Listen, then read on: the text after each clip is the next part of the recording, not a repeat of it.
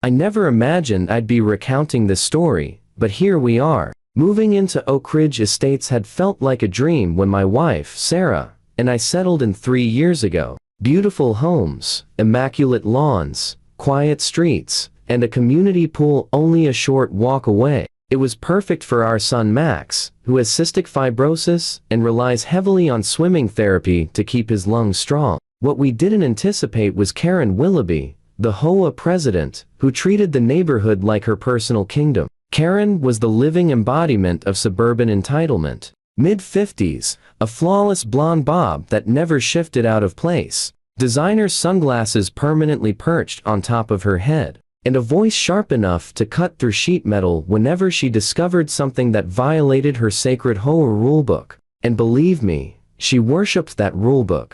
I swear she slept with the bylaws under her pillow. The regulations are what preserve our property values, she would lecture at monthly meetings, speaking slowly as if explaining basic arithmetic to toddlers. Without proper enforcement, this community would descend into chaos. My first encounter with Karen was relatively harmless. I had installed a small ramp at our front entrance to help Max on days when his equipment made it difficult to navigate the steps. The contractor assured me it complied with all city codes. But that didn't stop Karen from strutting up our driveway early one Saturday morning. Clipboard clenched in her hand like a weapon. "Excuse me," she said, her tone sugary in a way that clearly wasn't sincere. "I don't recall the Architectural Review Committee approving this modification."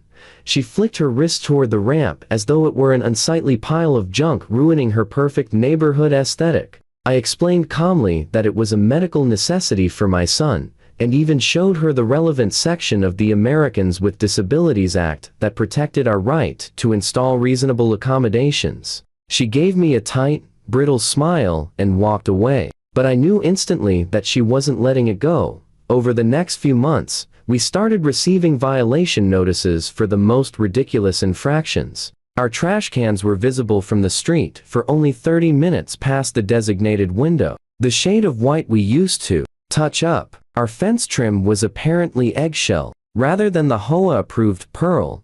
Personal favorite was when she cited us for excessive medical equipment, visible through windows, referring to Max's nebulizer sitting on a table in our living room. I contested every violation with meticulous detail, citing statutes, regulations, and case law where applicable. I'm not a lawyer, but as an engineer, I excel at breaking down complicated systems and understanding them inside and out. Karen despised being challenged, especially by someone who seemed to know the rulebook almost better than she did. Things escalated dramatically when we installed a small backup generator for Max's medical equipment. Our area experiences intermittent power outages, and we couldn't risk his treatments being interrupted. We followed every city guideline, kept it screened behind a decorative lattice, and the unit was remarkably quiet when running. Yet somehow, Karen, with her supernatural ability to detect any imperceptible change within a 5-block radius, showed up less than 24 hours after the installation. Generators are expressly prohibited under Section 7.3 of our covenants, she declared, arms folded stiffly across her chest. It's an eyesore, and the noise disrupts everyone's quality of life.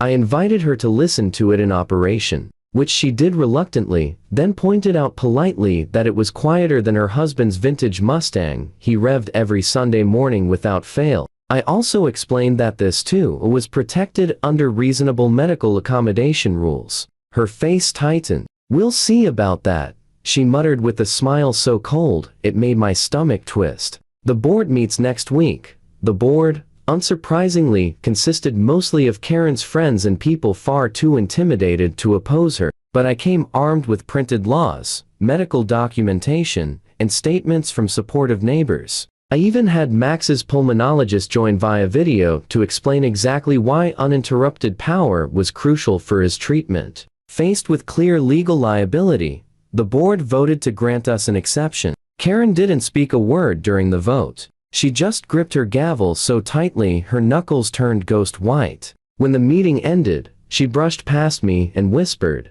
"This isn't over, I dismissed her words as the empty frustration of someone unaccustomed to losing. That was a mistake. The following month, we took Max to visit his grandparents for the weekend, leaving on Friday and returning late Sunday. As soon as we pulled into the driveway, I noticed something was wrong. The generator was gone. At first, I assumed it had been stolen by random thieves. But when I checked our security cameras, the truth was far more disturbing. At exactly 7:15 on Saturday morning, Karen appeared on the footage, directing two men in unmarked coveralls as they disconnected and hauled away our generator. She stood with her clipboard, pointing, gesturing, and checking her watch repeatedly, as if she had scheduled the entire operation with military precision. The men loaded it onto a truck and pulled away, while Karen stood there watching, a smug, satisfied smile stretching across her face. I was furious. This wasn't petty harassment anymore, it was the outright theft of medical equipment.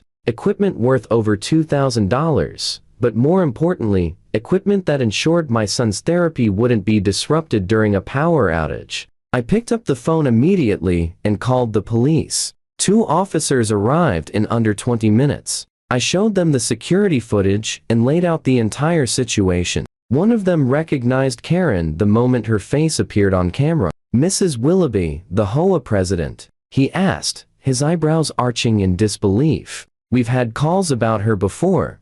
They took my statement, copied the footage, and explained that because the generator's value exceeded $1,000, the crime qualified as grand larceny, a felony in our state. They assured me they would deal with it promptly, and suggested I contact my insurance company in the meantime. Less than an hour later, I found myself standing at our living room window, watching as a police cruiser rolled to a stop in front of Karen's pristine colonial home 3 doors down. The officers talked with her on the porch for several minutes. Even from a distance, I could see her posture shift, her usual haughty confidence dissolving into visible worry. She gestured wildly, no doubt spinning some elaborate excuse about enforcing HOA rules. The next morning, Monday, I was working from home when loud voices outside caught my attention. I looked out just in time to see Karen being escorted to a waiting police car, her hands cuffed behind her back. The officers weren't rough,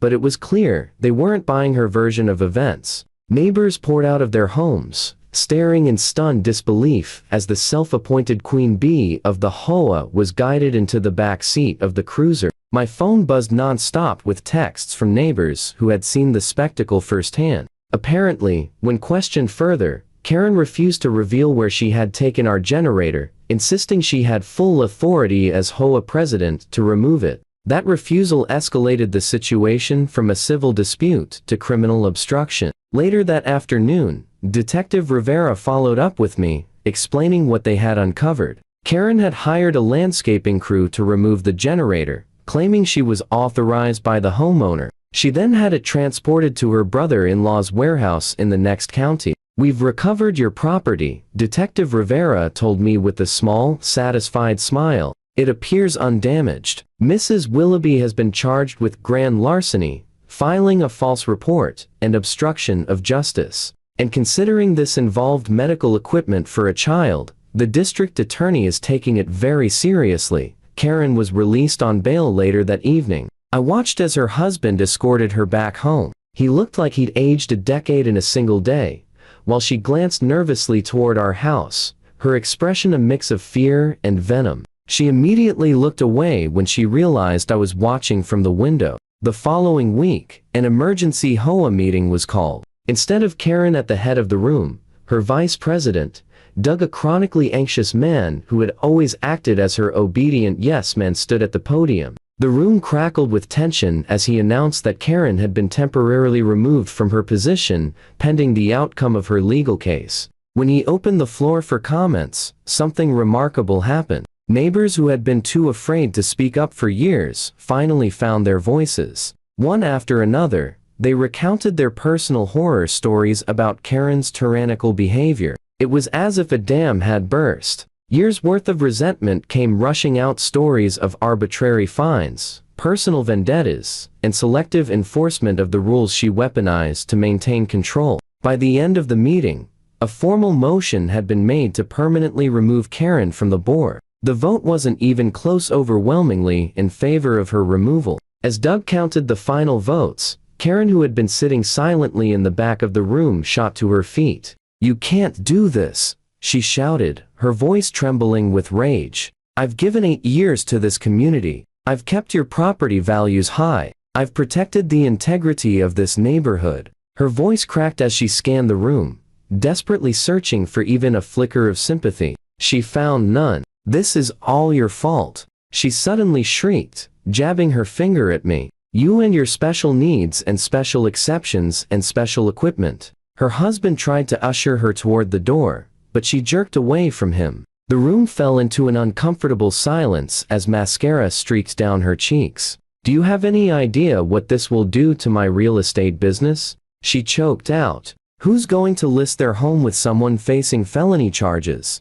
For the first time, I saw real fear in her eyes, not fear of losing authority, but fear of genuine consequences. Legal fees would be steep, but the damage to her reputation in our small community might be impossible to repair. Without another word, she spun on her heel and stormed out, the door slamming behind her with a final, echoing thud that felt like the end of an era. Doug cleared his throat and attempted to move on to the next agenda item, but I barely heard him. I was still absorbing the reality that after months of harassment, intimidation, and threats, justice had finally found its way to Karen Willoughby, and all it took was her own arrogance leading her to commit a felony against herself.